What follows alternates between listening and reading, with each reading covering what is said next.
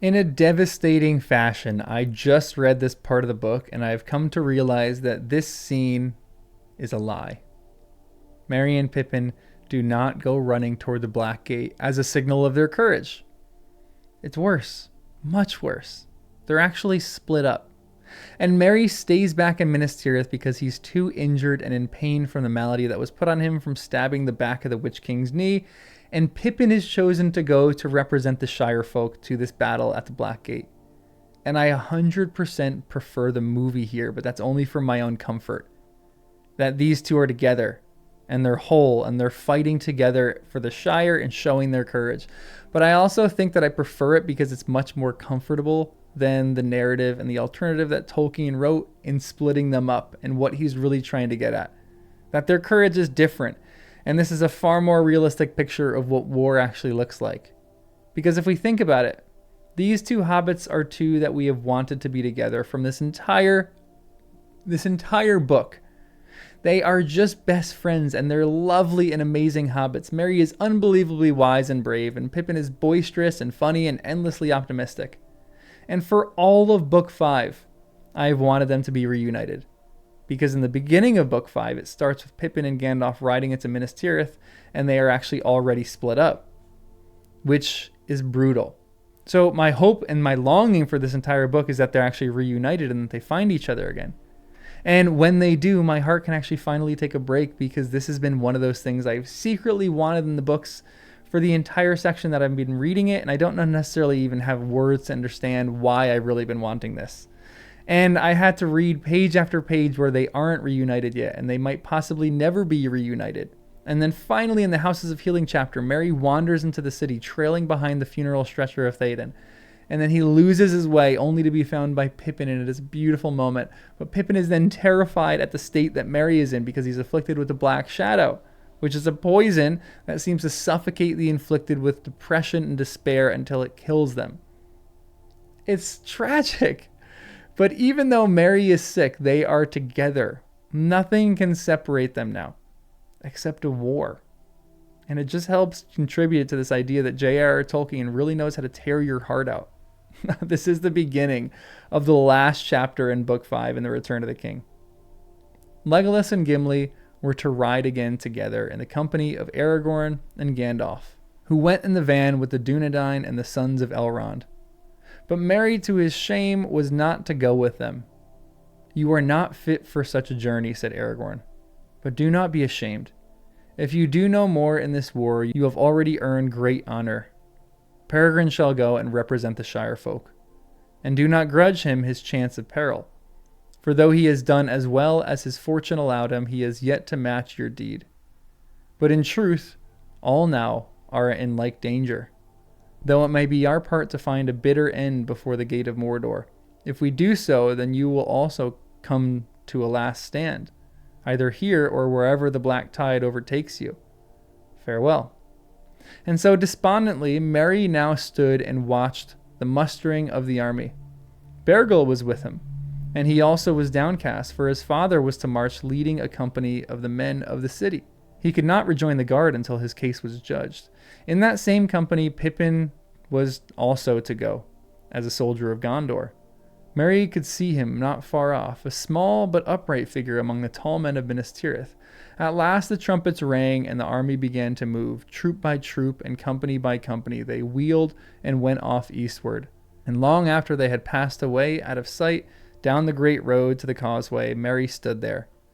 The last glint of the morning sun on spear and helm twinkled and was lost, and still he remained with bowed head and heavy heart, feeling friendless and alone. Everyone that he cared for had gone away into the gloom that hung over the distant eastern sky, and little hope at all was left in his heart that he would ever see any of them again. This is devastating and crushing, and it's actually painful to read that section. But let's break this down for what I think Tolkien is really trying to communicate here and why I think it's so powerful. And note again that I actually prefer the movie because it's easier and because it makes me feel a lot better. But the book is a lot more realistic in its depiction of a soldier left behind and what the war is actually costing them. So this is one of the rougher moments in the arc of Merry. Finally, he proves that he's capable to the people that are in charge, and yet he's supposed to be behind in this entire battle. And he's literally crippled by the Black Breath.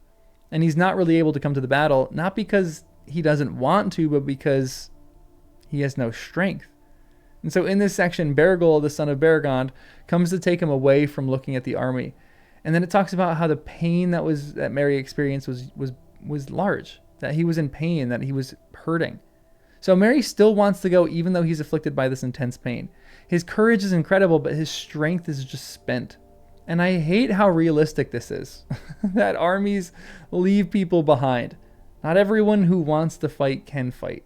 And Tolkien, who experienced war, knows this. And so I think he uses Merry as this wounded soldier who's left behind kind of motif. That while everyone else that he loves is marching into battle, he's stuck behind. Now, the films give us this emotional moment of them together, but it does this at the cost of neglecting what a realistic depiction really looks like, which is what I think Tolkien is trying to portray. The book is really emphasizing the cost of war, which almost seems like a counterpoint to one that Tolkien has been building for this entire book. The idea that you can kind of be brave and courageous, and all the people in this book deserve the right to fight alongside of those that they love. But here Tolkien is almost reversing that to some extent, saying that no matter how brave you are, you cannot always go where you want. And so Merry bows his head, and he has this sense of real purposelessness and even like friendlessness. I don't even think that's a word, but I like making up words. And the receding glint of the spears really hammers home this idea that he is completely and utterly alone.